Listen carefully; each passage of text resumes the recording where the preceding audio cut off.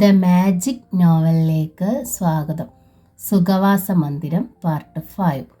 Jeep പോയി കഴിഞ്ഞപ്പോൾ മൂപ്പൻ കണ്ണൻ്റെ അടുത്ത് ചെന്നു. അയാളുടെ മുഖം ജ്വലിച്ചു.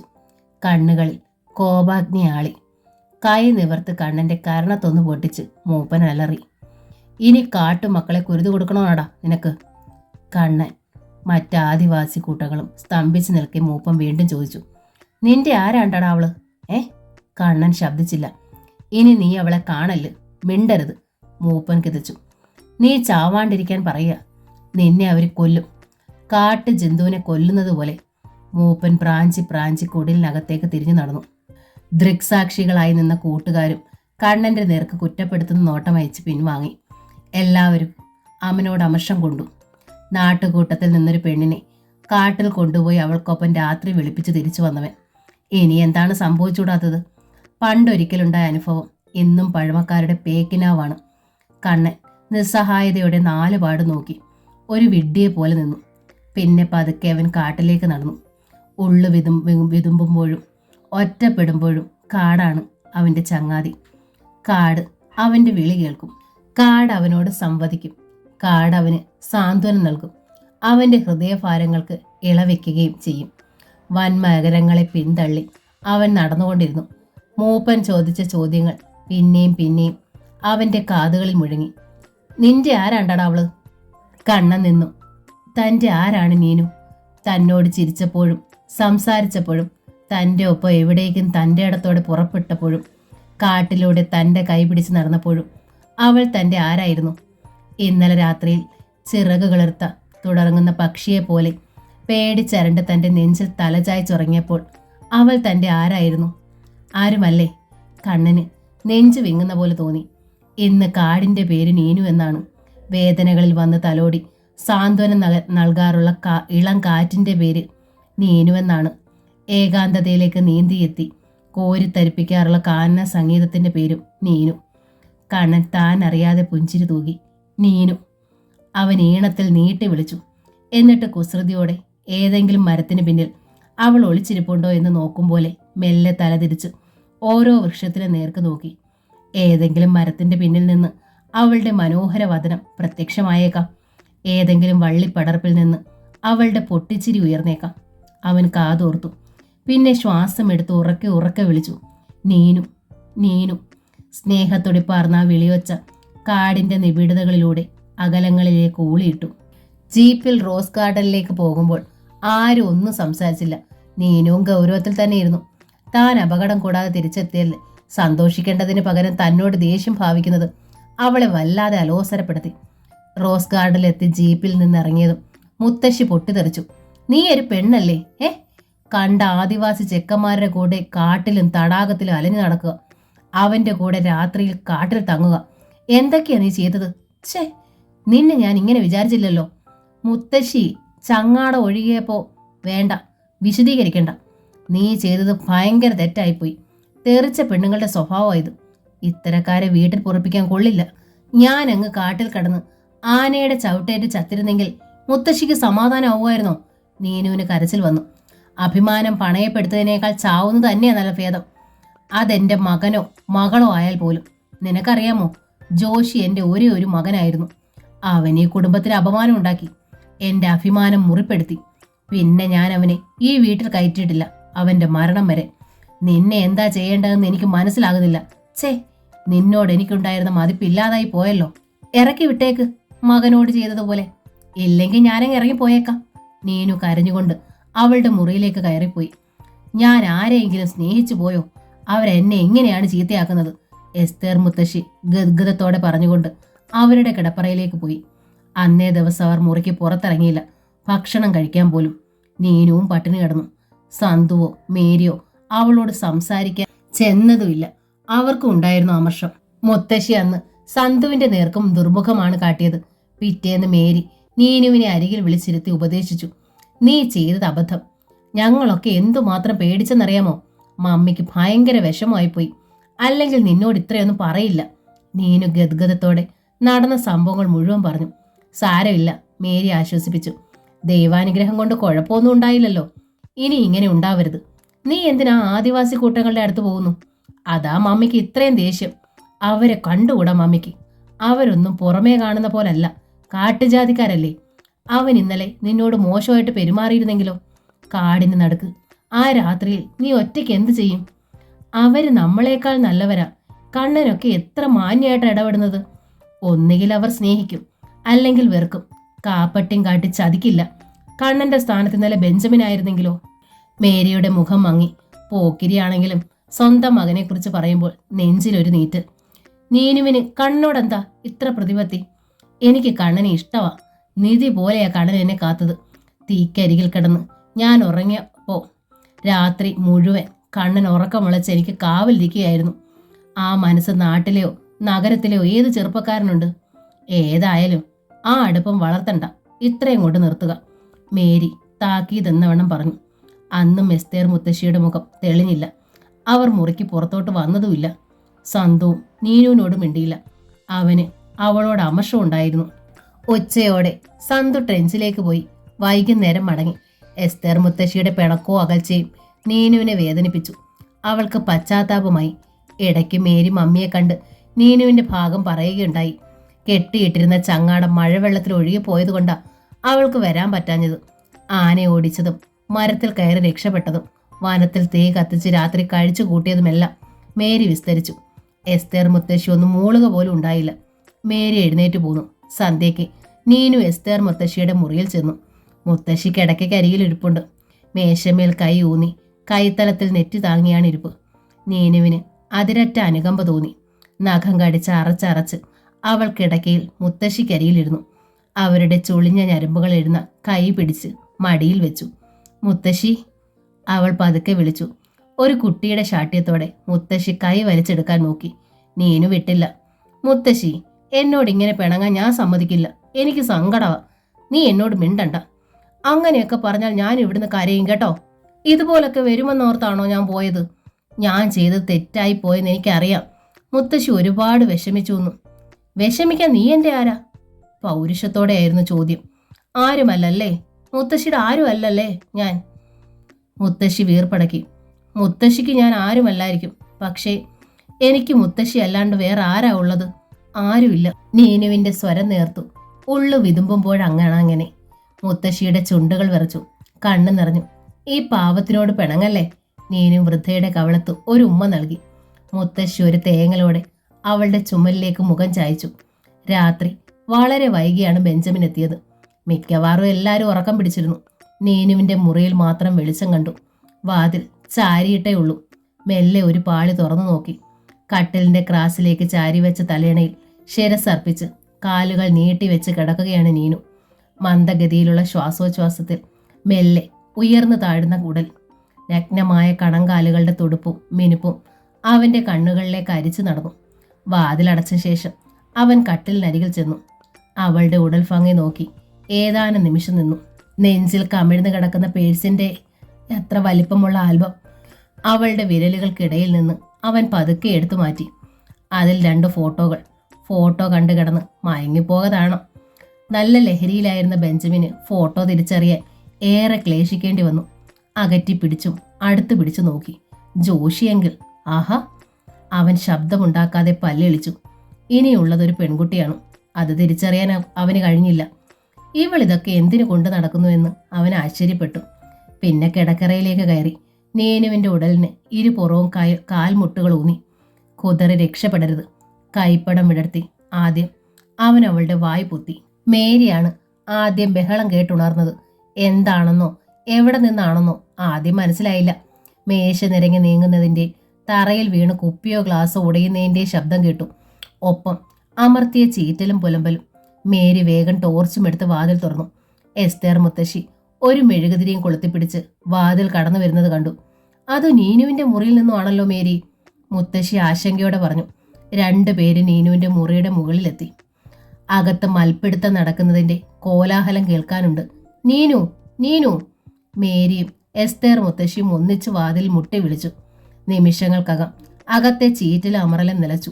നീനു വന്ന് വാതിൽ തുറന്നു. അവളുടെ മുടി താറുമാറായിരുന്നു. അവൾ ധരിച്ചിരുന്ന അയഞ്ഞ കോട്ട് ചീന്തിപ്പോയിരുന്നു. മുഖം കത്തി കാളുന്നുണ്ട്. മുറിക്കുള്ളിൽ സാധന സാമഗ്രികൾ തട്ടിമറിഞ്ഞ് ചിതറിക്കിടക്കുന്നു. ഇറങ്ങിപ്പോടാ ചെകുത്താനെ. നീനു സർവ്വ കരുത്തുമെടുത്ത് ബെഞ്ചമിനെ പുറത്തേക്ക് തള്ളി. ബെഞ്ചമിൻ വേച്ചുപോയി. വീഴാൻ പോയ അവനെ മേരി പിടിച്ചു നിർത്തി. അവൻ്റെ കൈത്തണ്ടയും ചെവിയും നീനു കടിച്ചു മുറിച്ചിട്ടുണ്ട്. 2 മുറിവിലും നിന്ന് ചോര ഒലിക്കുന്നു. നഖം കുത്തിയിറക്കിയ മുറിവുകൾ വേറെ. അവനും ഓടിത്തളർന്ന പോലെ കിതച്ചുകൊണ്ടിരുന്നു. അവൻ തിരിഞ്ഞു നിന്ന് പല്ല് കടിച്ചു. തെണ്ടിച്ചി, ഞാൻ ഇന്ന് കുടിച്ചതല്പം കൂടിപ്പോയടി. ഇല്ലെങ്കിൽ നിന്നെ കൊന്നാലും ഇവരാരും അറിയുകയില്ലായിരുന്നടി. ഇങ്ങോട്ട് വാ കൊല്ലൻ, വാ. നീനു ചീറി. ബെഞ്ചമിൻ അവളുടെ നേർക്ക് കുതിക്കാനാഞ്ഞു. അന്തം വിട്ട് നിൽക്കുകയായിരുന്നു മേരി അവനെ തടഞ്ഞു. എന്താടാ ഇത്? എന്താണെന്ന്? ആ പട്ടിച്ചിക്ക് ഞാനൊന്ന് തൊട്ടപ്പോഴേക്കും അറപ്പ്. കണ്ട ചെറ്റകളുടെ കൂടെ രാത്രി മുഴുവൻ കാട്ടിൽ പോയി കിടക്കാനൊരു അറപ്പുമില്ല. മേരി കൈ വീശി അവൻ്റെ ചെകിട്ടത്ത് തന്നെ അടിച്ചു. തൊട്ടുപോകരുത്. അവൻ മേരിയുടെ കയ്യിലിരുന്ന ടോർച്ച് തട്ടിക്കളഞ്ഞു. അത് തറയിൽ വീണ് ചില്ലുടയുന്ന ഒച്ച കേട്ടു. പോയി ചാകട തെമ്മാടി, എന്നെയും കൊല്ല്. മേരി സ്വയം തലക്കടിച്ച് നിലവിളിച്ചു. മുത്തശ്ശി നീനുവിനെ നോക്കി. അവൾ ഇപ്പോൾ പൊട്ടിക്കരയുമെന്ന് തോന്നി. മോളെ. മുത്തശ്ശിയുടെ ചുണ്ടുകൾ വിറച്ചു. നീനു വാതിൽ ശക്തിയായി വലിച്ചടച്ചു. അവളെ ഞാൻ വെറുതെ വിടുകയില്ല, തേവിടിശി. ബെഞ്ചമിൻ ആടിയാടി കോണിപ്പടി കയറി മുകളിലേക്ക് പോയി. സന്തു നല്ല ഉറക്കമായിരുന്നു. ഈ ബഹളങ്ങളൊന്നും അവനറിഞ്ഞതേയില്ല. വാതിലിനപ്പുറത്ത് നിന്നും നീനു ഏങ്ങലടിച്ച് കരയുന്ന ശബ്ദം കേൾക്കാമായിരുന്നു. നീനു, മോളെ, നീനു. മുത്തശ്ശി പല ആവർത്തി വിളിച്ചു. മറുപടി ഉണ്ടായില്ല. മുത്തശ്ശി കോപാന്തയായി മേരിയെ നോക്കി. നിന്റെ മകൻ ചത്തുപോകാൻ പ്രാർത്ഥിച്ചോ? അല്ലെങ്കിൽ ഇനിയും ഇതിലും വലുത് കണ്ട് ചങ്കുപൊട്ടി മരിക്കാനായിരിക്കും നിന്റെ വിധി.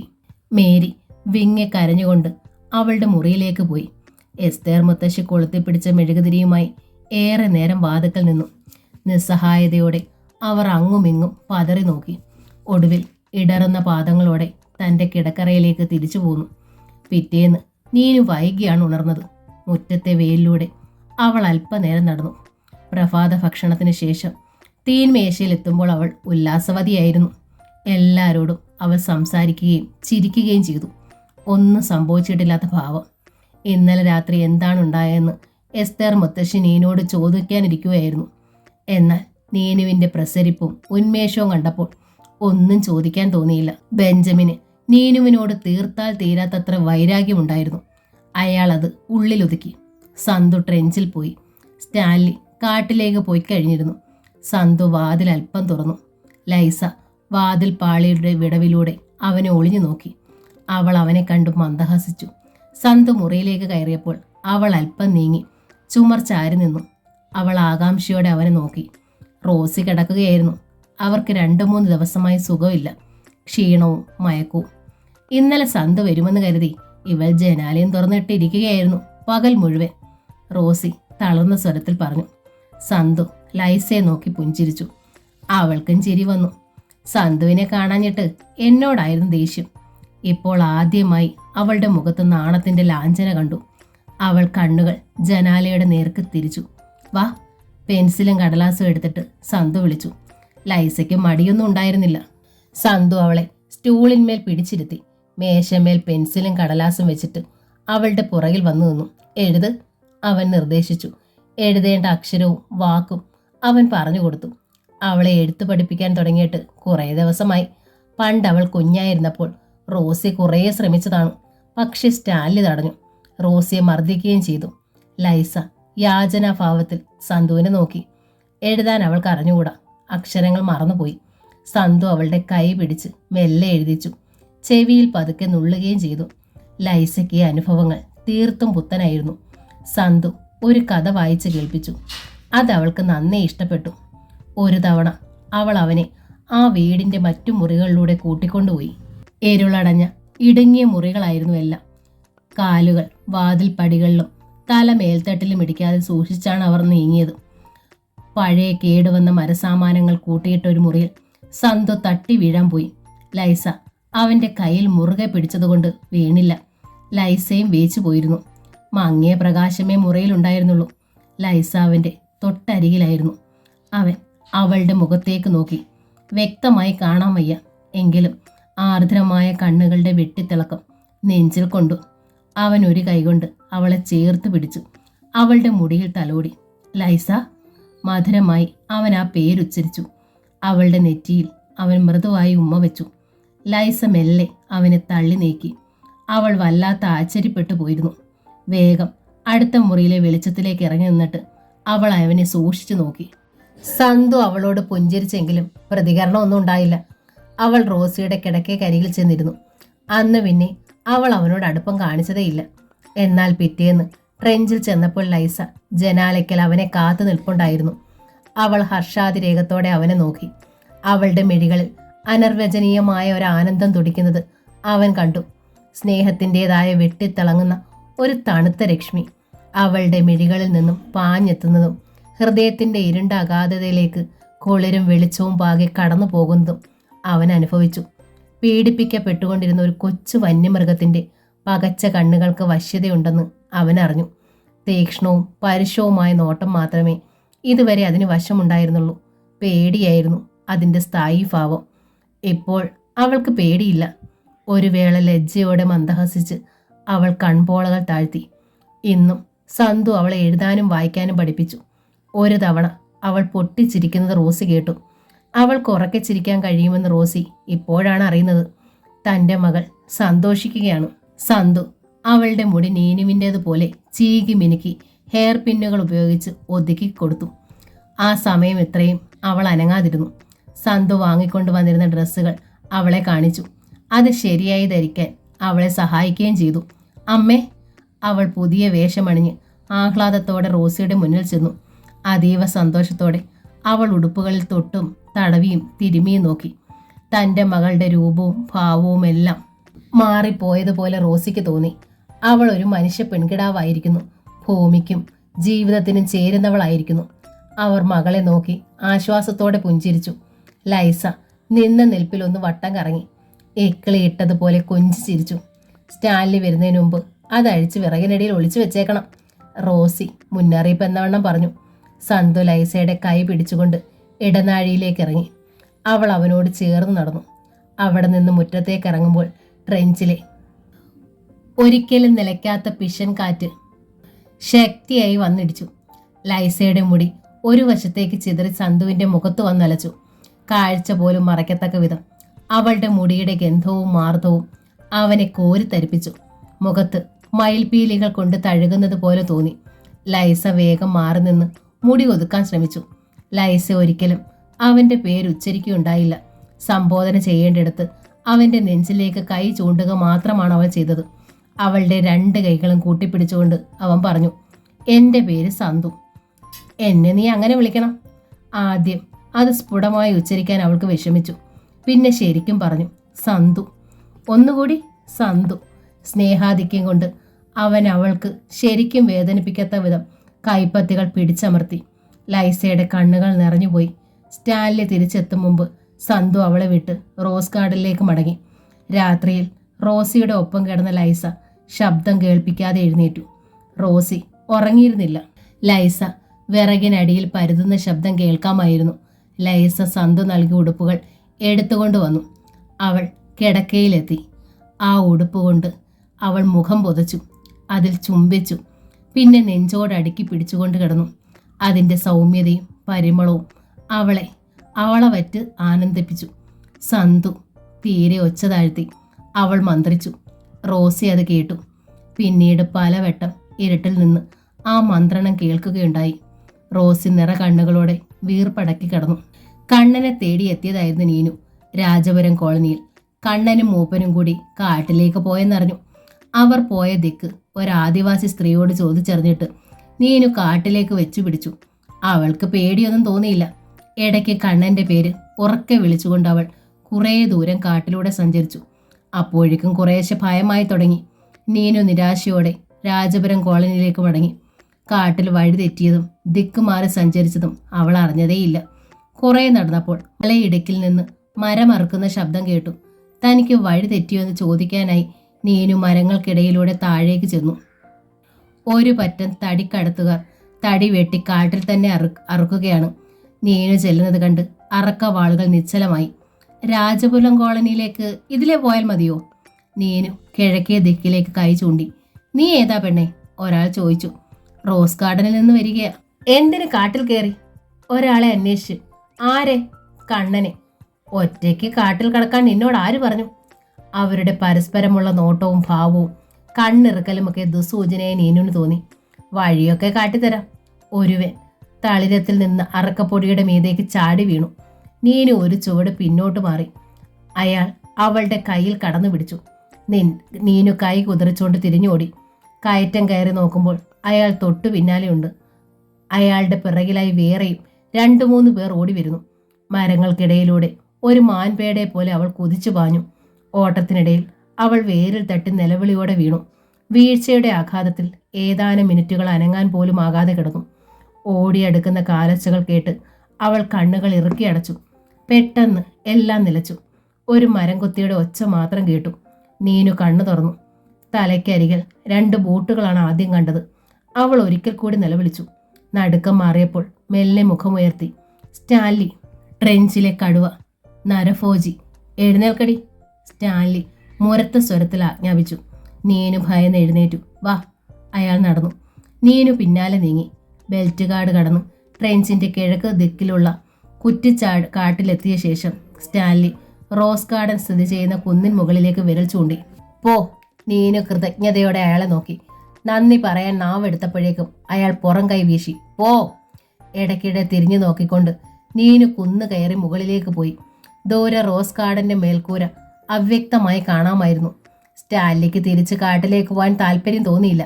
അയാൾ കുറ്റിക്കാട്ടിലൂടെ ട്രെഞ്ചിന് നേർക്ക് നീങ്ങി. ട്രെഞ്ചിനടുത്തെത്തിയപ്പോൾ കണ്ട കാഴ്ച അയാളെ ഞെട്ടിച്ചു. ചുവന്നു തിളങ്ങുന്ന ഉടയാടകൾ അണിഞ്ഞ് കുലുങ്ങി ചിരിച്ചുകൊണ്ട് ലൈസ ഇടനാഴിയിൽ നിന്ന് മുറ്റത്തേക്ക് ചാടുന്നു. ആരോ അവളെ പിന്തുടരുന്നുണ്ട് എന്നത് വ്യക്തം. സന്തു. അവൾ വിളിക്കുന്നതും കേട്ടു. സന്തു ചാടി ഇറങ്ങി വന്നു. അവന് പിടികൊടുക്കാതെ അവൾ 1 വട്ടം ചുറ്റി ഓടി. സന്തുവിന് കഷ്ടിച്ച് അവളെ പിടുത്തം കിട്ടി. അവളുടെ കൈ കക്ഷത്തിൽ അടുക്കി പിടിച്ചുകൊണ്ട് അവൻ ഇടനാഴിയിലേക്ക് കയറി. തോളോട് തോളുരുമ്മി നീങ്ങിയ അവരുടെ ചിരി ഇടകലർന്നു. സ്റ്റാൻലിയുടെ കണ്ണുകളിൽ തീക്കനലുകൾ ഇളകി. കരിങ്കൽ ഭിത്തിയുടെ തെരുവിൽ നിന്നും കനത്ത കാലച്ച കേട്ട് സന്തുവും ലൈസയും ഞെട്ടിത്തിരിഞ്ഞു. സന്തുവിന് ആളെ തിരിച്ചറിയാൻ കൂടി സമയം കിട്ടിയില്ല. തോക്കിന്റെ പാത്തി കൊണ്ടുള്ള ഇടിയേറ്റ് അവൻ വീണു. സ്റ്റാൻലി ഒരു വന്യമൃഗത്തിന്റെ മുരൾച്ചയോടെ ലൈസയുടെ നേർക്ക് നീങ്ങുന്നത് അവൻ കണ്ടു. തോക്കിന്റെ പാത്തി അവളുടെ വയറിൽ കുത്തി പിന്നോട്ട് തള്ളിക്കൊണ്ടുപോയി. അയാൾ അവിടെ ഒരു കൽത്തൂണിൽ ചാരി വെച്ച് ഞെരുക്കി. ലൈസ കഠിന വേദന താങ്ങാനാവാതെ ഉച്ചത്തിൽ നിലവിളിച്ചു. സ്റ്റാൻലി അവളുടെ ചെകിട്ടത്തടിച്ചു. അതോടെ കരച്ചിൽ നിന്നു. മുടിയിൽ ചുഴറ്റിപ്പിടിച്ച് അയാൾ അവളെ നിലത്ത് വലിച്ചിട്ടു.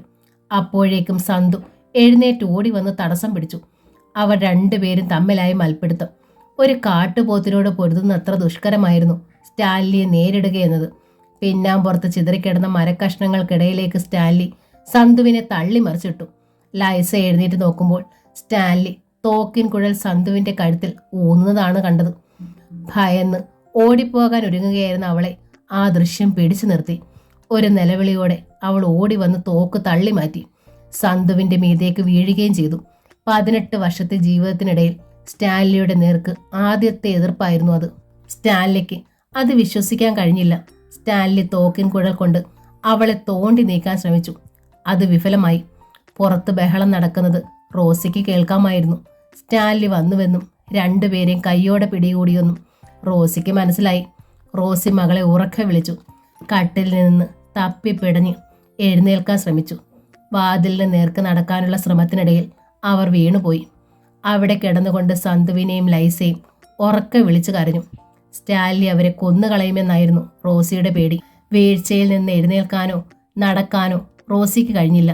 എങ്കിലും ഇടനാഴിയുടെ അങ്ങേയറ്റത്ത് ഒരു ഗുഹാ കവാടത്തിൽ എന്ന പോലെ സ്റ്റാൻലി നിൽക്കുന്നത് അവർക്ക് കാണാമായിരുന്നു. അയാൾ പിന്തിരിഞ്ഞ് മുൻഭാഗത്തേക്ക് നീങ്ങുന്നത് കണ്ടു. എന്താണ് സംഭവിച്ചതെന്ന് സന്തുവിന് ശരിക്കും മനസ്സിലായില്ല. ലൈസയുടെ മറവിലായിരുന്നു അവൻ. അവന്റെ നെറ്റിയും കൈമുട്ടുകളും മുറിഞ്ഞ് ചോര വരുന്നുണ്ടായിരുന്നു. ദേഹത്ത് വീണുകിടന്ന ലൈസയെ അവൻ പിടിച്ചെഴുന്നേൽപ്പിച്ചു. ദീർഘദൂരം നായാടപ്പെട്ട മുയലിനെ പോലെ അവൾ ഭയന്ന് വിറയ്ക്കുകയും കിതയ്ക്കുകയും ചെയ്യുന്നുണ്ടായിരുന്നു. ലൈസയ്ക്ക് ശരിക്കും നടക്കാൻ വയ്യായിരുന്നു. സന്തു അവളെ താങ്ങിപ്പിടിച്ച് അകത്തേക്ക് കൊണ്ടുപോയി. അവളുടെ മുതുകും കാലുകളും ക്ഷതമേറ്റു വല്ലാതെ വേദനിച്ചുകൊണ്ടിരുന്നു. തറയിൽ വീണ് കിടന്നിരുന്ന റോസിയെ കണ്ടയുടൻ സന്തു വന്ന് അവരെ താങ്ങിയെടുത്ത് കട്ടിലിൽ കിടത്തി. ആ പിശാച് എന്റെ മോളെ വല്ലതും ചെയ്തോ? അവൾ ഞരങ്ങി. പേടിക്കാനൊന്നുമില്ല കുഞ്ഞെ, നിനക്ക് പരിക്കുണ്ടല്ലോ. എനിക്കൊരു കുഴപ്പമില്ല. റോസി തീർത്തും അവശയായിരുന്നു. ശ്വാസം വലിക്കാൻ അവർ വല്ലാതെ വിഷമിച്ചു. മുടന്തി ലൈസയും കിടക്കക്കരികിൽ വന്നു. ഇനി ഞാൻ ഉണ്ടാവില്ല. ഇതെന്റെ മരണക്കിടക്കയാ. സന്തുവിന്റെ കൈകളിൽ മുറുകെ പിടിച്ചുകൊണ്ട് റോസി തുടർന്നു. പോകുമ്പോൾ എനിക്കൊരൊറ്റ ആശ്വാസമേ ഉള്ളൂ. എൻ്റെ മോളെ തനിച്ചാക്കിയിട്ടല്ലല്ലോ പോകുന്നതെന്നും അവൾക്കൊരു കൂട്ടുണ്ടല്ലോന്നും. ലൈസ അമ്മയുടെ കിടക്കയിലിരുന്നു. അവൾ ശബ്ദമില്ലാതെ കരയുന്നുണ്ടായിരുന്നു. ഇവളെ കൈവിടല്ലേ കുഞ്ഞെ. ചതി എന്തെന്ന് ഇവൾക്ക് അറിഞ്ഞുകൂടാ. കാപ്പട്ടി എന്തെന്ന് അറിഞ്ഞുകൂടാ. ജീവിക്കാനും അവൾക്കറിയില്ല. സന്തുവിനെ പിടിച്ചിരുന്ന അവരുടെ കൈ വിറച്ചു. ഇനിയും എന്തൊക്കെ കൂടി പറയാൻ വേണ്ടി അവരുടെ മുഖം വിതുമ്പി. പക്ഷേ മിണ്ടാനായില്ല. കിടക്കയിൽ അവർ കുഴഞ്ഞു കിടന്നു. അവരുടെ ശ്വാസഗതി നന്നേ നേർത്തു. സന്തു രോഷത്തോടെ മുറി വിട്ടിറങ്ങി. സ്റ്റാൻലി തോക്ക് നിലത്ത് കുത്തിച്ചാരി കരിങ്കൽ ഭിത്തിയിലേക്ക് ചാഞ്ഞു നിൽപ്പുണ്ടായിരുന്നു. അവൻ അയാളുടെ തൊട്ടു മുമ്പിൽ ചെന്നു നിന്നു. അയാളെ തുറച്ചു നോക്കിക്കൊണ്ട് ആക്രോശിച്ചു. ഞാൻ അവളെ ഈ ട്രെഞ്ചിൽ നിന്ന് കടത്തിക്കൊണ്ടു പോകും. നിങ്ങളുടെ ഈ നരകക്കുഴിയിൽ നിന്ന്. തടേ, അല്ലെങ്കിൽ വെടിവെച്ചിട്. ഒരു പുച്ഛരസം സ്റ്റാൻലിയുടെ മുഖത്ത് തെളിഞ്ഞു. സന്തു തടിപ്പാലം കടന്ന് കൊടുങ്കാറ്റ് പോലെ റോസ് ഗാർഡനിലേക്ക് കുന്നുകയറിപ്പോയി. പിറ്റേന്ന് നീനു രാജപുരം കോളനിയിലേക്ക് തിരിച്ചു. കണ്ണനെ കാണിക്കാൻ വേണ്ടി അവൾ ഒരു ഡയറി കയ്യിൽ കരുതിയിരുന്നു. അവൾ മലയിടുക്കിലൂടെ വരുന്നത് കണ്ട് കോടനിയിൽ നിന്ന് ആർക്കും കാണാം. ആരോ മൂപ്പനെ അറിയിച്ചു. മൂപ്പൻ പതിവ് പോലെ ഉടൻ കണ്ണനെ വിളിപ്പിച്ചു. പോകാട്ടില്, അവൾ വരുമ്പം നിന്നെ ഇവിടെ കാണല്ലോ. നീനുവിൻ്റെ രൂപം അകലെ ഒരു കൊച്ചുകുട്ടിയുടേതെന്ന പോലെ കണ്ണനും കണ്ടു. നീനുവിൻ്റെ അരികിലേക്ക് ഓടിച്ചെല്ലാൻ അവൻ ആഗ്രഹിച്ചു. പക്ഷേ മൂപ്പൻ്റെ വിലക്ക്. പോ. മൂപ്പൻ നെറ്റി ചുളിച്ചു. കണ്ണൻ പിന്നെ ഒട്ടും അമാന്തിച്ചില്ല. വാഴക്കൂട്ടങ്ങൾക്കിടയിലൂടെ ഒരു മുയലിനെ പോലെ ചാടി കാട്ടിലേക്ക് മറഞ്ഞു. നീനു നേരെ മൂപ്പൻ്റെ കുടിലിലേക്കാണ് വന്നത്. മൂപ്പൻ ഒട്ടും താല്പര്യമില്ലാത്ത മട്ടിൽ കുടിലിനകത്ത് തന്നെ ഇരുന്നു. ഇവിടെ ആളനക്കൊന്നുമില്ലേ? മൂപ്പൻ അവളെ കണ്ടതായി പോലും ഭാവിച്ചില്ല. തൈതലിൽ കൂനിക്കൂടിയിരുന്നു. അയാൾ മുറുക്കാൻ ചവച്ചു തുപ്പി. കണ്ണൻ എവിടെ മൂപ്പ? കാട്ടില്. കണ്ണന് കാട്ടിലെന്താ പണിയെന്നും? ആ, എനിക്കറിയാൻ മേല. അതോ എല്ലാരും കൂടി കണ്ണനെ ഒളിപ്പിച്ചോ? മൂപ്പൻ അവളെ ക്രുദ്ധമായി നോക്കി. കണ്ണൻ നിന്റെ ആരാ? നീനു അന്താളിച്ചു പോയി. അങ്ങനെ ഒരു ചോദ്യം അവൾ പ്രതീക്ഷിച്ചതേയില്ല. നീ എന്തിനിവിടെ വരുന്നു? കാട് കാണാനാ? കണ്ണനെ കാണാനോ? മൂപ്പൻ എന്താ ഇങ്ങനെയൊക്കെ ചോദിക്കുന്നത്? ഇടത് കയ്യിലിരുന്ന ഡയറി വാരിക്കക്ക് ഇടയിലേക്ക് തിരികെ വെച്ചിട്ട് അവൾ എളിക്ക് കൈ കുത്തി നിന്നു. നീ ഇനി ഇവിടെ വരല്. വന്നാലും കണ്ണനെ കാണല്, മിണ്ടുകയും ചെയ്യല്. അത്രേ എനിക്ക് പറയാനുള്ളൂ. ഞാൻ ഇവിടെ വന്നതുകൊണ്ടും കണ്ണനെ കണ്ടതുകൊണ്ടും എന്തു പറ്റി? അരയെ കൂടി മുടിഞ്ഞു പോയോ? മുടിയാണ്ടിരിക്കാൻ പറയാ. ഞാൻ ഇനിയും വരും, കണ്ണനെ കാണും വീണ്ടും. നീനു വീറോടെ പറഞ്ഞു. നിനക്കിവിടം ചുട്ടുമുടിക്കണോ? കണ്ണനെ കൊലയ്ക്ക് കൊടുക്കണോ? അവൻ്റെ ശവത്തുമ്മേ കയറിന്ന് തുള്ളണോ? മൂപ്പൻ വല്ലാതെ ക്ഷുഭിതനായി. ഇത്ര ശോഭിക്കാനുള്ള കാരണം എന്താന്ന് നീനുവിന് മനസ്സിലായില്ല. ഇനി കണ്ണനെ ഉള്ളൂ ഞങ്ങൾക്ക്. ഇതിന് മാത്രം പറയാൻ എന്തുണ്ടായി? ഞാൻ നിങ്ങളോട് എന്ത് തെറ്റ് ചെയ്തു? ചെയ്യാണ്ടിരിക്കാനാ. എൻ്റെ മോളെ തട്ടിക്കൊണ്ടു പോയിട്ട് പട പോലെ വന്ന് കുടിക്ക് തീയിട്ടവരല്ലേ നിങ്ങളുടെ നാട്ടുകൂട്ടക്കാര്. ഒന്നും ഞങ്ങൾ മറന്നിട്ടില്ല. ഓ, നിങ്ങളുടെ മഹാത്മ്യൊന്നും പറയണ്ട. സ്വന്തം മോളെ കുരുതിപ്പാറയ്ക്ക് കൊണ്ടുപോയി തലയറക്കാൻ വിധി കൽപ്പിച്ചവരല്ലേ. അതവള് പിഴച്ചിട്ട്.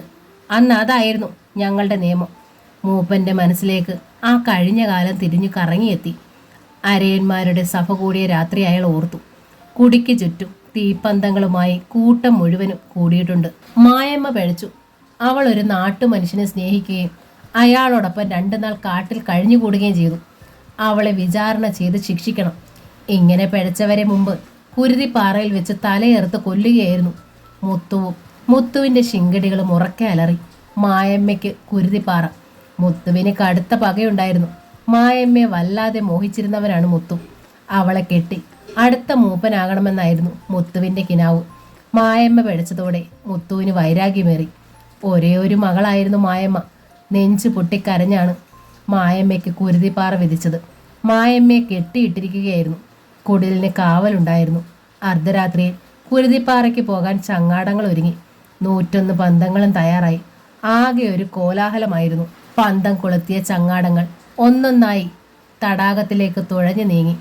പുറകിൽ നിന്ന് മുമ്പോട്ട് 3ാമത്തെ ചങ്ങാടത്തിലായിരുന്നു മായമ്മയെ കയറ്റിയിരുന്നത്.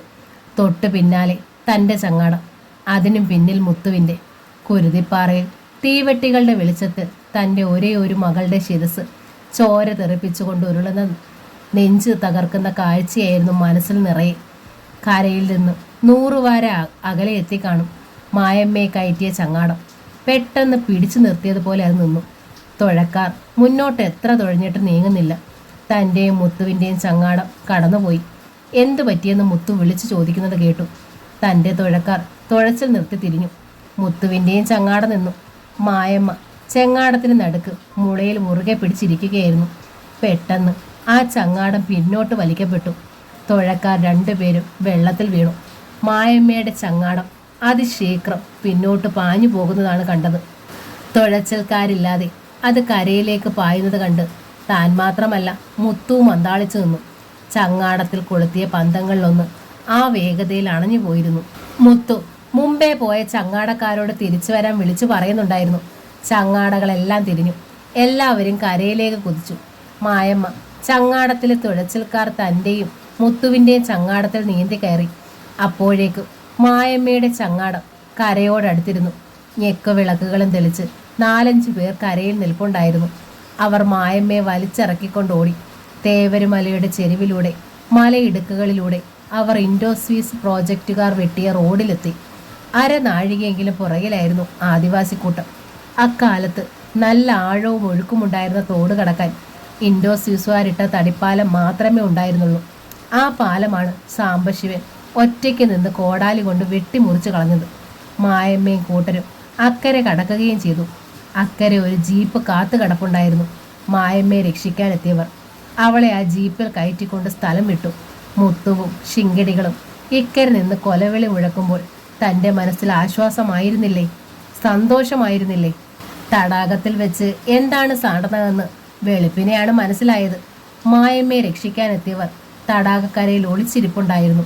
വെള്ളത്തിനടിയിൽ കരയോട് ചേർത്ത് കുറ്റിയടിച്ച ശേഷം തമ്മിൽ കൂട്ടിക്കെട്ടി ഏറെ നീളം വരുത്തിയ കയറിൻ്റെ ഒരറ്റം കുറ്റിയിൽ കെട്ടിയിട്ടു. വെള്ളത്തിലൂടെ മുങ്ങാങ്കുഴിയിട്ട് വന്നിട്ടായിരിക്കാം കയറിൻ്റെ മറ്റേ അറ്റത്തുള്ള കൊളുത്ത് മായമ്മ കയറിയ ചങ്ങാടത്തിൽ കൊളുത്തിയത്. കയറിൻ്റെ നീളം തീർന്നപ്പോൾ ചങ്ങാടം നിന്നു. കരയ്ക്ക് കാത്തു നിന്നവർ കയറിൽ പിടിച്ച് വേഗതയിൽ ചങ്ങാടം പിന്നോട്ട് വലിക്കുകയും ചെയ്തു. പിറ്റേന്ന് രാത്രിയിലാണ് നാട്ടുകൂട്ടക്കാർ പന്തങ്ങളും ആയുധങ്ങളുമായി രാജപുരം കോളനി തീ വെച്ച് മുടിക്കാനെത്തിയത്.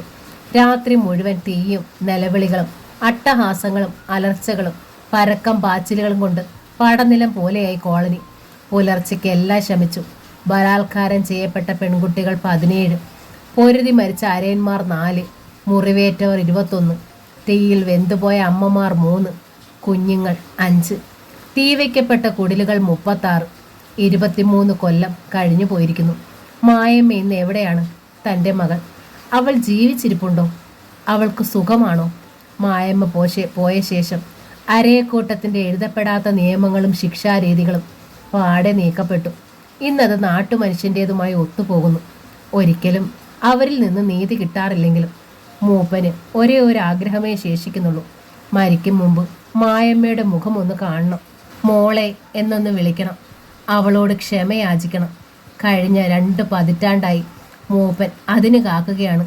എല്ലായ്പ്പോഴും തന്നെ മൂപ്പൻ്റെ കണ്ണ് വെള്ളിമലയും തേവരുമലയും തമ്മിലകറ്റുന്ന മലയിലാണ്. മായമ്മ കുന്നിറങ്ങി വരുമോ? ഒരിക്കൽ താൻ തലയിറക്കാൻ വിധിച്ച തൻ്റെ മകൾ. മൂപ്പൻ തൻ്റെ ഭീതിയും വേദനകളും ആശകളും എല്ലാം നീനുവിൻ്റെ മുമ്പിൽ തുറന്നു കാട്ടി. എനിക്കെൻ്റെ മോളെ ഒന്ന് കാണണം. മായമ്മയെന്ന് ഞാൻ വിളിക്കുമ്പോൾ അവൾ വിളി കേൾക്കണം. പിന്നെ ഞാനങ്ങ് ചത്തോട്ടെ. വൃദ്ധൻ്റെ തളർന്ന സ്വരം.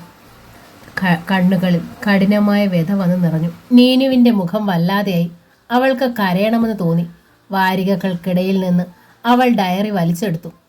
അതിൻ്റെ ഒരു പേജ് മൂപ്പനെ കാണിച്ചു. ഏതാനും ഫോട്ടോകൾ അതിൽ പതിച്ചിരുന്നു. നോക്ക്, മായമ്മയാണോ ഇത്? മൂപ്പൻ്റെ മകൾ.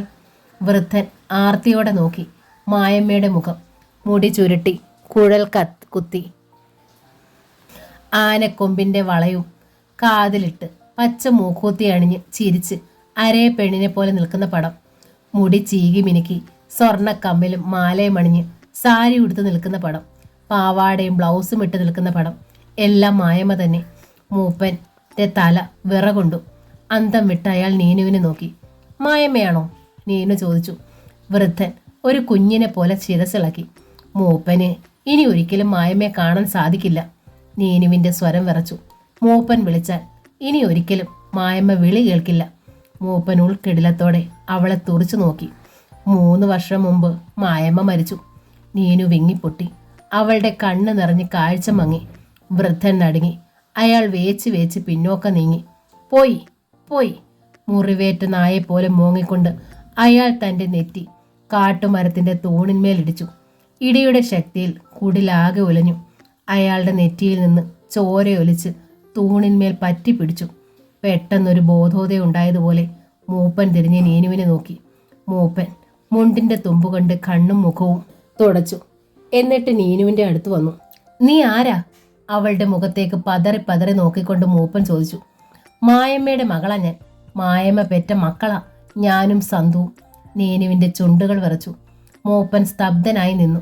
മിണ്ടാനോ ചലിക്കാനോ കഴിയാതെ അയാൾ ഒരു മൂടുപടലത്തിനുള്ളിൽ നിന്നവന്ന പോലെ അവളെ നോക്കിക്കൊണ്ടിരുന്നു. അമ്മ ഞങ്ങളോട് എല്ലാം കഥകളും പറഞ്ഞിട്ടുണ്ട്. പ്രായമായപ്പോൾ ഇവിടെ ഒന്ന് വന്ന് കാണണമെന്ന് തോന്നി. എല്ലാവരെയും കാണാൻ. ഞങ്ങളുടെ അപ്പയും അമ്മയും ജീവിച്ച സ്ഥലങ്ങളല്ലേ? നീനു ഗദ്ഗതത്തോടെ പറഞ്ഞുകൊണ്ടിരുന്നു. എല്ലാവരെയും കണ്ടു. ഞങ്ങൾക്ക് തിരിച്ചു പോകാൻ സമയമായി.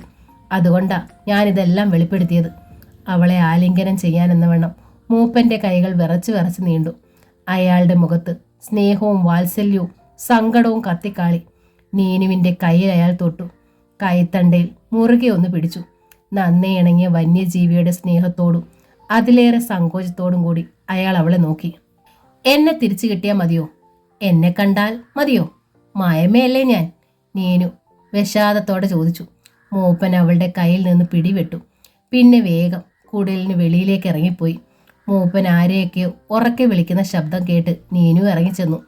മൂപ്പൻ തൻ്റെ ആൾക്കാരെ മുഴുവൻ വിളിച്ചു കൂട്ടുകയാണ്. മായമ്മയുടെ മകളെ കാണിക്കാൻ, തൻ്റെ കൊച്ചുമോളെ കാണിക്കാൻ. വൃദ്ധൻ ഒരുതരം ഉന്മതാവസ്ഥയിലായിരുന്നു. നീനു മൂപ്പനെ തടഞ്ഞു. ആരെ ഇപ്പോഴറിയിക്കണ്ട. അറിയിക്കേണ്ട ദിവസം ഞങ്ങൾ 2 പേരും വരാം, തിരിച്ചു പോകുന്നതിന് മുമ്പ്. കുടിലിൻ്റെ മുറ്റത്തേക്ക് ഓടിയെത്തിയവരോട് തിരിച്ചു പോയിക്കൊള്ളാൻ മൂപ്പൻ ആംഗ്യം കാട്ടി. കണ്ണനെ കാണണോ? മൂപ്പൻ അവളോട് ചോദിച്ചു. ഉടൻ മൂപ്പൻ കണ്ണനെ വിളിക്കാൻ ആളയച്ചു. ഞാൻ അങ്ങോട്ട് പൊയ്ക്കോളാം. നീനുവും കൂടെ നീങ്ങി. ബെൽറ്റ് കാട്ടിൽ തന്നെ ഉണ്ടായിരുന്നു കണ്ണൻ. മൂപ്പൻ വിളിക്കാൻ അയച്ച ആൾ തിരിച്ചുപോയി. നീനു കണ്ണനെ സൂക്ഷിച്ചു നോക്കി. അവൻ്റെ മുഖത്ത് കുറ്റബോധമോ പേടിയോ ഒക്കെ കണ്ടു. ഞാൻ അന്വേഷിച്ച് വരുമ്പോഴെല്ലാം കണ്ണൻ ഇവിടെയാണോ ഒളിച്ചിരിക്കുക? കണ്ണൻ കള്ളം കണ്ടുപിടിക്കാൻ മട്ടിൽ ഒന്ന് ചിരിച്ചു. എത്ര നാൾ കണ്ണൻ ഇങ്ങനെ ഒളിച്ചിരിക്കാൻ പറ്റും? മൂപ്പൻ പറഞ്ഞു. നീനുവിനെ കാണുകയും മിണ്ടുകയും ചെയ്യരുതെന്ന്. മൂപ്പനാണ് എന്നെ ഇപ്പോൾ ഇങ്ങോട്ട് പറഞ്ഞയച്ചത്. കണ്ണൻ അത് വിശ്വസിക്കാനായില്ല. ഞാൻ ആരാണെന്ന് മൂപ്പന് മനസ്സിലായി. അതുകൊണ്ടായി ഈ ഇളവ്. ഇനി മൂപ്പൻ എന്നെയോ കണ്ണനെയോ തടയുകയില്ല.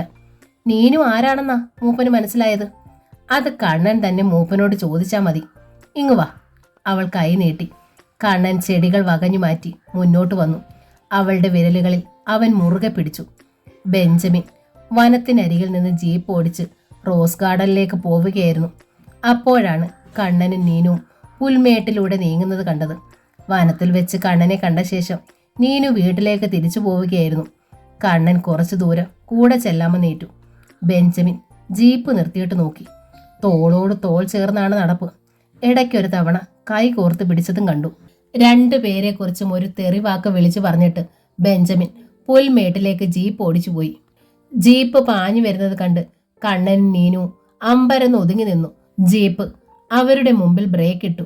പുൽത്തകിടി അരച്ചുകൊണ്ട് ഏതാനും വാര തെന്നി നീങ്ങിയ ശേഷമാണ് ടയറുകൾ നിശ്ചലമായത്. ബെഞ്ചമിൻ ജീപ്പിൽ നിന്ന് ചാടിയിറങ്ങി. എവിടെ പോയി നീ?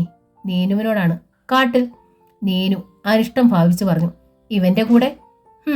തേവിടിശി, നീ ഇവനെ മാത്രമേ കണ്ടോളോടി. ഞാനൊന്ന് തൊട്ടപ്പോൾ നിനക്ക് മര്യാദയ്ക്ക് സംസാരിച്ചോ ബെഞ്ചമിൻ? നീനു മുന്നറിയിപ്പ് നൽകി. എടാ, ബെഞ്ചമിൻ കണ്ണന്റെ നേർക്ക് തിരിഞ്ഞു. നിനക്ക് പ്രേമിക്കാനും കാട്ടിൽ കൂട്ടുകിടക്കാനും നാട്ടുപെണ്ണുങ്ങൾ തന്നെ വേണം അല്ലേടാ ചേറ്റേ? ബെഞ്ചമിൻ കൈ വീശി കണ്ണനെ അടിച്ചു. പെടലിക്ക് അടിയേറ്റ് കണ്ണൻ പിന്നോട്ട് വീച്ചു. രണ്ടാമതും അടിക്കാനൊരുങ്ങിയപ്പോൾ കണ്ണൻ ബെഞ്ചമിന്റെ കയ്യിൽ പിടിച്ചു. തൊടരുത്. തൊട്ടാൽ നീ എന്നെ തിന്നുകളയുമോടാ. ബെഞ്ചമിൻ വീണ്ടും അടിച്ചു. കണ്ണന്റെ പ്രത്യാക്രമണം പെട്ടെന്നായിരുന്നു. നീനു തടസ്സം പിടിക്കാനൊന്നും പോയില്ല. കണ്ണനാണ് മുൻതൂക്കമെന്ന് അവൾ കണ്ടു. ബെഞ്ചമിന് കണക്കിന് കിട്ടുന്നുണ്ട്. കണ്ണന്റെ കരുത്തുറ്റ പേശികളോട് പൊരുതി തേടാൻ ബെഞ്ചമിനെ പോലൊരു മൊണ്ണയ്ക്ക് കഴിയില്ലെന്ന് അവൾക്ക് ഉറപ്പുണ്ടായിരുന്നു. അടിയേറ്റ് വീണുപോയ ബെഞ്ചമിനെ കണ്ണൻ തൂക്കിയെടുത്ത് ജീപ്പിൽ കൊണ്ടുവന്നിട്ടു. പൊയ്ക്കോ ജീവമേണയിൽ. ഒരു വന്യമൃഗത്തിന്റെ ക്രൗരവും കലിപ്പും കണ്ണന്റെ മുഖത്ത് പ്രകടമായിരുന്നു. അവന്റെ കണ്ണുകൾ അപ്പോൾ കടുവേടതുപോലെ തോന്നിച്ചു. ബെഞ്ചമിൻ വേഗം ജീപ്പ് സ്റ്റാർട്ട് ചെയ്തു. നിന്നെ ഞാൻ എടുത്തോളാമടാ നായെ. ജീപ്പ് മുന്നോട്ട് നീങ്ങി. പുൽമേട്ടിലൂടെ തന്നെ ഓടിച്ച് അവൻ റോഡിലേക്ക് ഇറങ്ങി. നേരെ റോസ് ഗാർഡനിലേക്ക് വിട്ടു. റോസ് ഗാർഡന്റെ മുറ്റത്ത് ജീപ്പ് നിർത്തി ഇറങ്ങിയതും ബെഞ്ചമിൻ എസ്തർ മുത്തശ്ശിയുടെ മുറിയിലേക്ക് പാഞ്ഞു ചെന്നു. ഇന്ന് തന്നെ അവരെ ഇവിടെ ഇറക്കി വിടണം. എസ്തർ മുത്തശ്ശിയുടെ നേർക്ക് അവൻ ആക്രോശിച്ചു. വൃദ്ധ അമ്പരന്നു. ആരെ? ആ തേവിടിച്ച് പെണ്ണിനെ മറ്റവനെ. നീനുവിനെ സന്തുവിനെയാണോ നീ ഉദ്ദേശിച്ചത്? ഇനിയും തെളിച്ചു പറയണോ? എന്നാലും മുതുക്കിയുടെ തലയെ കയറത്തോളോ? ഇറങ്ങിപ്പോടാ വൃത്തികെട്ടവനെ. നിനക്കെന്താടാ ഇവിടെ കാര്യം? എന്റെ ഔദാര്യം കൊണ്ട് ഇവിടെ തിന്നും കിടന്നും കഴിയുന്ന നിനക്ക് ഇവിടെ പിടിക്കുന്നില്ലെങ്കിൽ പോ. എന്നെ ഇറക്കിവിടാൻ ഞാൻ മുതുക്കിക്ക് പ്രയാസം അല്ലേ? ആ തേവിടിച്ച് ഒരു ആദിവാസി കൊച്ചിനെ ഇതിനകത്ത് പെറ്റിട്ടാൽ മുതുക്കിക്ക് സന്തോഷം. ബെഞ്ചമിൻ, നീ മമ്മിയോട് സംസാരിക്കണ്ട. ബഹളം കേട്ടുവന്ന മേരി ശാസിച്ചു. ഹാ, ഇപ്പൊ എനിക്കായി കുറ്റം. ചെന്ന് കാണ്. ആ ആദിവാസി ചെറുക്കനും അവളും കൂടി പുൽമീട്ടിൽ കിടന്ന് മറിയുന്നത് കണ്ടിട്ടാ ഞാൻ വരുന്നത്. ബെഞ്ചമിൻ ഒച്ച വെച്ചുകൊണ്ട് മുകളിലേക്ക് കയറിപ്പോയി. ചുമ്മാതെ അല്ലല്ലോ അവൻ പറയുന്നത്, മേരി എസ്തർ മുത്തശ്ശിയോട് പറഞ്ഞു. എന്നിട്ട് തിരിഞ്ഞു നടന്നു. നീനു വരാൻ കാത്തിരിക്കുകയായിരുന്നു എസ്തർ മുത്തശ്ശി. അവൾ വന്നു കയറിയതും അവർ ശകാരം തുടങ്ങി. ബെഞ്ചമിൻ ഒപ്പിച്ച പണിയാണെന്ന് നീനുവിന് ഉറപ്പായി. എത്ര ശകാരിച്ചിട്ടും എസ്തർ മുത്തശ്ശിക്ക് ദേഷ്യമടങ്ങിയില്ല. ദേഷ്യവും സങ്കടവും കൊണ്ട് അവരുടെ സ്വരം വല്ലാതെ പതറി. നീനു ഒരക്ഷരം ഉരിയാടാതെ എല്ലാം കേട്ടു നിന്നു. ഒടുവിൽ അവൾ പറഞ്ഞു, ക്ഷമിക്കും മുത്തശ്ശി, ഇനി ഏറിയാൽ 8 or 10 ദിവസം, അത്രയേ ഉള്ളൂ ഞങ്ങളുടെ ശല്യം. എസ്തർ മുത്തശ്ശി പഴയ ജനാലയ്ക്കടുത്ത് ചെന്ന് നിന്നു. 8 or 10 ദിവസം എന്താണതിൻ്റെ അർത്ഥം? അവർ തിരിച്ചു പോകുമെന്നല്ലേ? മുത്തശ്ശിയുടെ ഉള്ളിൽ വിലാപത്തിന്റെ മാറ്റൊലി അലഞ്ഞു. വൈകുന്നേരം നീനു പ്രാക്കൂടുകൾക്കരികെ തനിച്ചിരിക്കുമ്പോൾ മേരി അടുത്തിരുന്നിരുന്നു. നീനു എന്താ ആലോചിക്കുന്നത്? വെറുതെ ഓരോന്നും. മമ്മിയോട് പറഞ്ഞോ പോവുകയാണെന്ന്? പോകാതെ പറ്റില്ലല്ലോ. ഇത്രയും നാൾ താമസിച്ചത് എല്ലാവരുടെയും കാരുണ്യം കൊണ്ട്. എവിടെ നിന്നോ വന്ന 2 പേരെ എല്ലാ സൗകര്യങ്ങളും തന്ന് പാർപ്പിച്ചില്ലേ? ഇവിടെ മടുത്തോ? മടുത്തിട്ടല്ല, ഒരുപാട് ഇഷ്ടമായ സ്ഥലമായത്. പോകേണ്ടി വരുന്നതിൽ സങ്കടമുണ്ട് താനും. ഇനിയും താമസിച്ചാൽ ആരെങ്കിലും അന്വേഷിച്ചു വരും. ആര് വരെ? ഒന്നുകിൽ സനൽ, അല്ലെങ്കിൽ പപ്പ. ഞങ്ങൾക്ക് അനുവദിച്ച ദിവസങ്ങൾ തീരാറായിരിക്കുന്നു. നീനുവും സന്തുവും. അങ്ങനെ ഒരു കഥയാണ് റോസ് ഗാർഡനിൽ പറഞ്ഞിരിക്കുന്നത്. അമ്മ മരിച്ചു. അച്ഛൻ വിദേശത്താണ്. 5 or 6 വർഷം കൂടിയേ വരൂ. അദ്ദേഹത്തിന്റെ സുഹൃത്തിന്റെ വീട്ടിൽ പേയിങ് ഗസ്റ്റ് ആയിട്ടാണ് ഞങ്ങൾ 2 പേരും താമസം. മമ്മിക്ക് ദേഷ്യം വന്നാൽ കണ്ണും കാതും ഇല്ലെന്നറിയാലോ. നിങ്ങളും പോവുകയാണെന്ന് കേട്ടപ്പോൾ വിഷമായും തോന്നുന്നു. നീനു മിണ്ടിയില്ല. ആ ആദിവാസി കൂട്ടത്തെ മമ്മിക്ക് കണ്ടുകൂടാ, അതാ ഇത്ര ദേഷ്യം. അവരെന്ത് തെറ്റ് ചെയ്തു? എന്റെ നോട്ടത്തിൽ നല്ല മനുഷ്യരവര്, നമ്മളെക്കാൾ. മമ്മിക്ക് മകനല്ലാതാക്കിയത് അവരാണെന്നാ മമ്മിയുടെ വിശ്വാസം. അതിന്റെ വൈരാഗ്യം മരിക്കുന്നിടം വരെ കാണും. അവരെന്ത് പിഴച്ചു എന്ന് പറയും? നിനക്ക് കഥകളൊന്നും അറിയാഞ്ഞിട്ടാ. 10-23 കൊല്ലം മുമ്പ് ഇവിടെ ചില അനിഷ്ട സംഭവങ്ങളൊക്കെ ഉണ്ടായി. എന്റെ ആങ്ങളെയാണ് ജോഷി എന്ന് നിനക്കറിയാലോ. അറിയാം. ജോഷി ഒരു എടുത്തുചാട്ടക്കാരനായിരുന്നു. ചെറുപ്പത്തിന്റെ ആവേശമായിരുന്നിരിക്കും. അവൻ ഇടയ്ക്കിടെ കാട്ടിൽ നായാട്ടിന് പോകുമായിരുന്നു. ആ ഇടയ്ക്ക് രാജപുരം കോളനിയിലും പതിവായി പോക്ക് തുടങ്ങി. കാര്യങ്ങളൊക്കെ പിന്നീട് വളരെ വൈകി അറിഞ്ഞത്. അവിടുത്തെ ആദിവാസി മൂപ്പന്റെ മകളുമായിട്ട് ജോഷി പ്രണയത്തിലായിരുന്നു. അവളിൽ എന്ത് പ്രത്യേകതയാ ജോഷി കണ്ടതെന്നൊന്നും എനിക്കറിയത്തില്ല. അത്ര വലിയ സുന്ദരിയാണെങ്കിൽ വേണ്ടിയില്ല. ആ പതുങ്ങിയ മൂക്ക് കണ്ടാൽ ഒറ്റ നോട്ടത്തിൽ തിരിച്ചറിയാം ആദിവാസികളുടെ കൂട്ടത്തിൽപ്പെട്ടതാണെന്ന്. അത്രയ്ക്ക് ആക്ഷേപിക്കണ്ട. കാണാൻ സുന്ദരി തന്നെയായിരുന്നു. മൂക്ക് പതിഞ്ഞതുകൊണ്ട് സൗന്ദര്യമില്ലാതാകുന്നൊന്നുമില്ലല്ലോ. നീനു നീരസത്തോടെയാണ് പറഞ്ഞത്. മേരി അവളെ ചുഴിഞ്ഞു നോക്കി. നിനക്കെങ്ങനെ അറിയാം അവൾ സുന്ദരിയായിരുന്നെന്നു? മൂപ്പന്റെ മകൾ മായമ്മയുടെ കാര്യമല്ലേ ആന്റി പറഞ്ഞത്? അതെ, മൂപ്പൻ എന്നോട് പറഞ്ഞിട്ടുണ്ട്. ഞാനും കണ്ടിട്ടുണ്ട് മായമ്മേ. അത്ര സൗന്ദര്യമൊന്നും എൻ്റെ കണ്ണിൽ പെട്ടിട്ടില്ല. അത് നിങ്ങളുടെ വെറുപ്പ് കൊണ്ട്. മായമ്മ സുന്ദരിയല്ലെന്ന് പറഞ്ഞതിന് നീ എന്തിനാ നീനു എന്നോട് വഴക്ക് ഇടുന്നത്? ഞാൻ ആരോടും വഴക്കിനില്ല. കേൾക്കാം, പറഞ്ഞോ. മൂപ്പനെല്ലാം പറഞ്ഞിട്ടില്ലേ? അതൊരു വശം മാത്രമല്ലേ.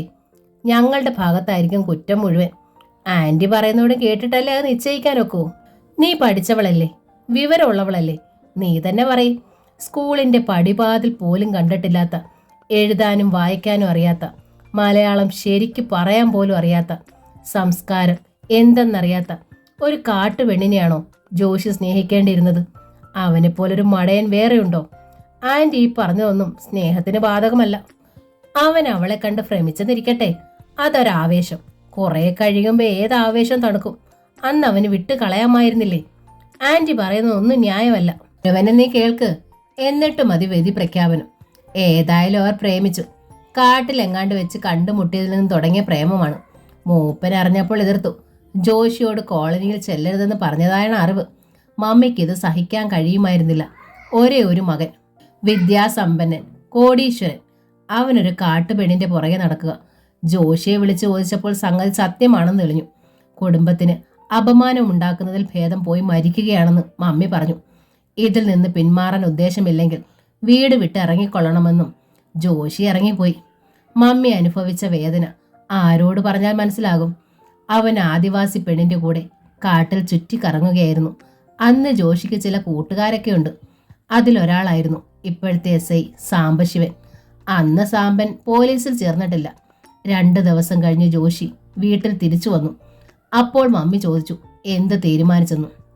മായമ്മയെ കല്യാണം കഴിക്കാൻ തീരുമാനിച്ചെന്നായിരുന്നു അവൻ്റെ മറുപടി. അതിനൊരു മാറ്റവുമില്ലെന്ന് ജോഷി തീർത്തു പറഞ്ഞു. മമ്മി ഒരു ഭ്രാന്തിയെപ്പോലെ പൊട്ടിക്കരഞ്ഞത് ഞാൻ ഇന്നും ഓർക്കുന്നു.